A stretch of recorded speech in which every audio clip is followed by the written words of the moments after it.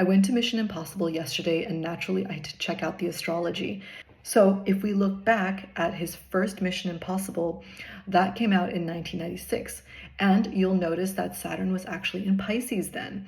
So, 29 years later, he's finishing his eighth film, and Saturn has returned to Pisces, which means that he has undergone a full Saturn return. So, this is interesting because Saturn return is not just about your birthday being 29 years old. It's actually about the full cycle that you go through with any type of project. And that's clearly indicated with Tom Cruise's chart. Secondly, I also wanted to look at what was going on for him in each of those Mission Impossible films and were they successful in all of those years. Now, unfortunately, we do not have Tom Cruise's actual birth time, so we can only speculate based on some rectifications that were available on the internet. Now, I'm using both the release date of the movie as well as the solar return to give us some information about how well the film did. And what I saw was that in 2018, he was having his ninth house year, which according to his rectified birth time, would give him a lot of great success. Secondly, it was also his nodal birthday, so you could see that he was having a big year of eclipses that were highlighting some of his dharmic work. 2011, Ghost Protocol was also a very successful year, and I think this is attributed to the fact that it was a second house year, meaning that money was a big focus of that year.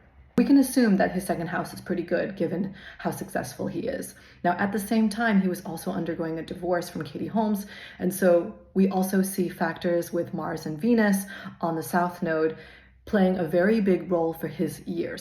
2015 was also an interesting year because he did quite well with Rogue Nation, but there's no notable events in his life per se. So he's kind of keeping a low profile, just kind of putting one foot in front of the other, having a sixth house year. So those are years that we just kind of want to go one foot in front of the other. And at the same time, his box office did well because it launched on a good date. 2005, Mission Impossible 3 did not do so well. And I think it has to do with the fact that it was an eighth house year, meaning that those are years in which things are going to bring you ups and downs. And of course, they're going to bring about big life changes, like, for example, he had a baby with Katie Holmes. Secondly, the day that he actually launched and premiered this film was not so favorable compared to the other years. So again, those launch dates really matter. So that brings us to this year, 2025, Mission Impossible 8. How's it going to do? Well, if we think that his birth time is correct, then Saturn is actually doing well. It will give him a boost this year.